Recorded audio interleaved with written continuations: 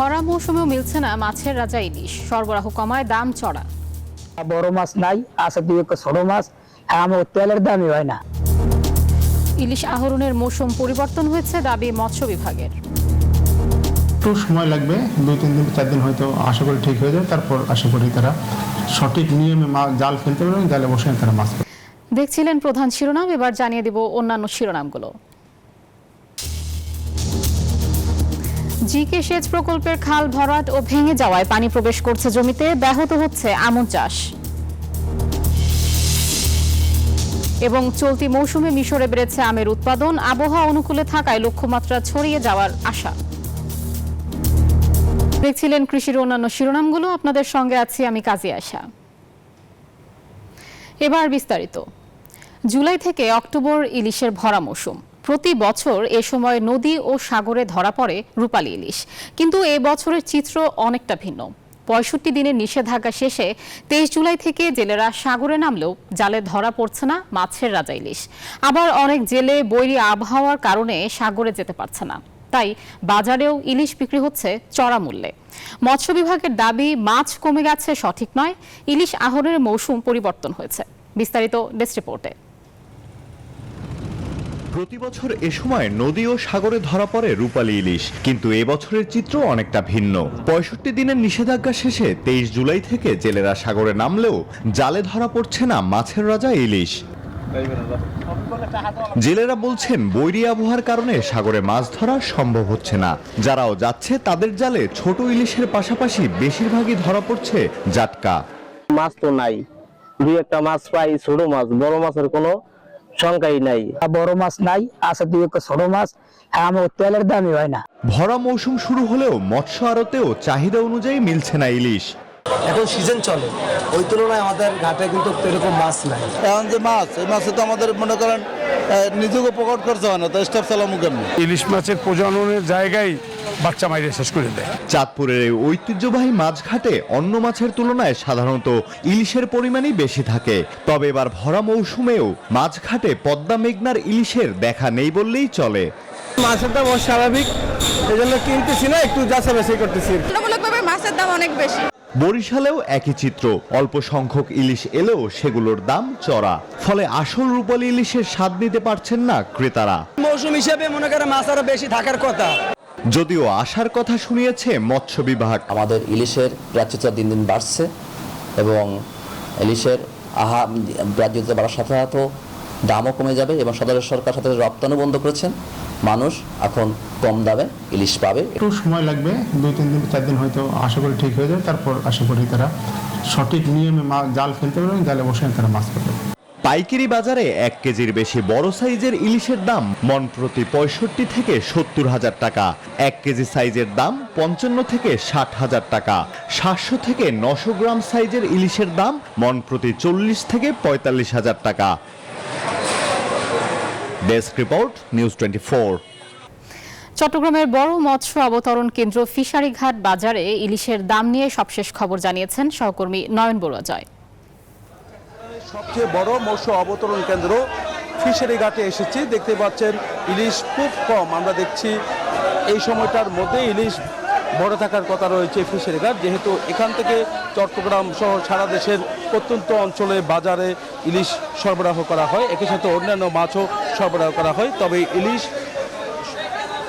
জেলেদের জালে খুব কম ধরা পড়ছে। তারা বলছেন সাগর কিছুটা উত্তাল, তারা যেভাবে মাছ আহরণ করার কথা রয়েছে সেভাবে আহরণ করতে পারছে না। এই কারণে ইলিশের দাম বাজারে আমরা দেখছি অনেক বেশি। 1 কেজি ওজনের ইলিশ দেখতে পাচ্ছেন যে তারা 1500 টাকা এখানে বিক্রি করা হচ্ছে। তবে খুচরা বাজারে গিয়ে সেই ইলিশের দাম 1800 টাকার নিচে নেই। 1 কেজির কম ওজনের ইলিশ বলতে যে 500 থেকে 600 গ্রাম ওজনের ইলিশও এখানে 1200 টাকা থেকে 1000 টাকা পর্যন্ত তারা বিক্রি করছেন।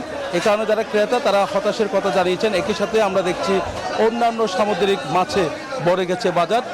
অন্যান্য সামুদ্রিক মাছের দাম কিছুটা কমতে শুরু করেছে, যেহেতু এখানে জেলেদের জালে ইলিশের পাশাপাশি আমরা দেখছি অন্যান্য সামুদ্রিক মাছ আছে। লইট্টা থেকে নিয়ে বিভিন্ন রকমের মাছ বাজারে আসার কারণে কিন্তু আমরা দেখছি এখানে লইট্টা সহ অন্যান্য মাছের দাম কিছুটা কমেছে বলে আমাদেরকে জানিয়েছেন যারা ক্রেতা।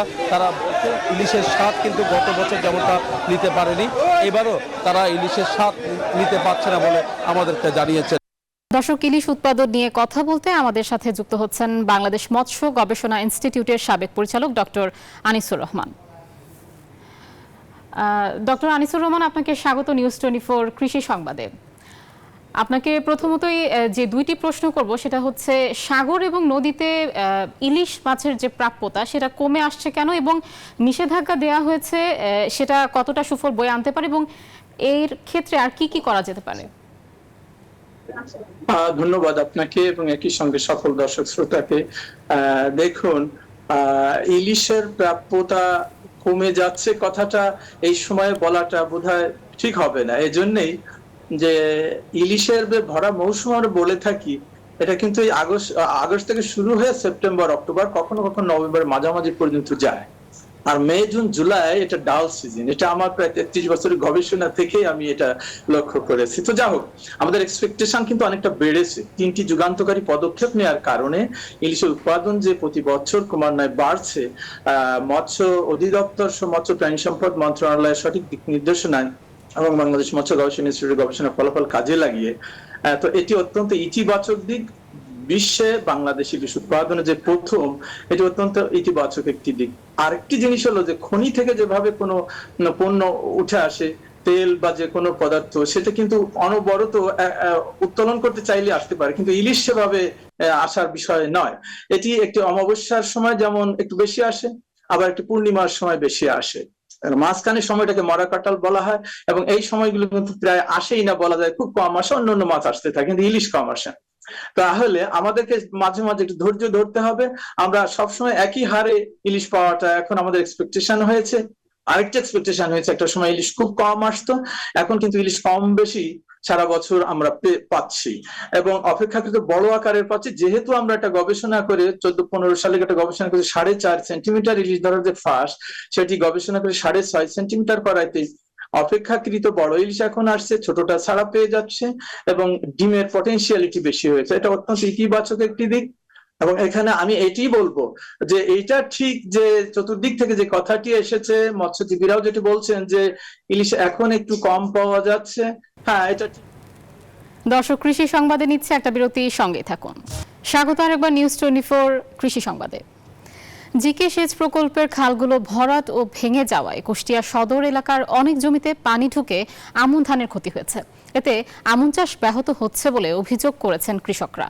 জিকে সেচ প্রকল্পের মাধ্যমে ভেড়ামারার পদ্মা নদী থেকে পানি তুলে কুষ্টিয়া, চুয়াডাঙ্গা, ঝিনাইদহ ও মাগুরা জেলায় কৃষকদের সেচ সরবরাহ করা হয়। তবে গত বোরো মৌসুমে পাম্প নষ্ট থাকায় পানি না পাওয়ার অভিযোগ কৃষকের। প্রকল্প সংস্কার করার দাবি জানিয়েছেন তারা। দর্শক, কৃষি সংবাদে প্রতিদিনই আপনাদের জন্য থাকছে শখের গাছ পরিচিতি। চলুন দেখে নেওয়া যাক কোন গাছ রয়েছে আজকের তালিকায়। দর্শক, আজকের যে গাছের তালিকায় যে গাছটি আছে তার নাম হচ্ছে আরাবিকা কফি, যার বৈজ্ঞানিক নাম কফি আরাবিকা, এবং এর সংক্ষিপ্ত পরিচিতি যদি আমরা দেই, এর উৎপত্তি খ্রিস্টপূর্ব 1000 অব্দে কেফা রাজ্যের উচ্চভূমিতে, যা বর্তমান ইথিওপিয়া থেকে বর্তমান ইয়েমেন এবং নিম্ন আরবে যায়। সেখান থেকে আরবিকা শব্দটি এসেছে।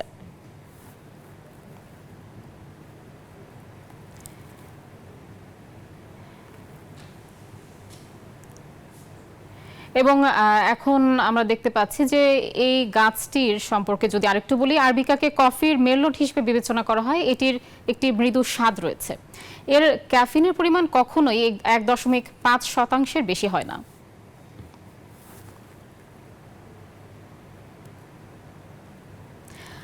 এই গাছটি আমরা কিভাবে লাগাবো?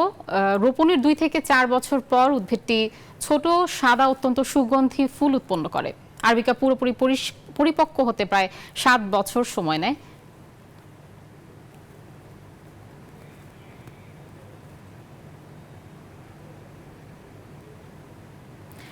এবং এই গাছের যত্ন আমরা কিভাবে নিব? আরবিকা কফি উঁচু জায়গা এবং গ্রীষ্মমণ্ডলীয় পরিস্থিতিতে জন্মায়, এবং উদ্ভিদটি কম তাপমাত্রা সহ্য করতে পারে। কোথায় কোথায় পাওয়া যায়? এই গাছটি নার্সারি, বড় সুপারমার্কেট এবং বাগান কেন্দ্রে আমরা পেতে পারি। দর্শক, কৃষি সংবাদের এই পর্যায়ে নিচ্ছে আরেকটা বিরতি, সাথেই থাকুন। স্বাগত আরেকবার নিউজ 24 কৃষি সংবাদে।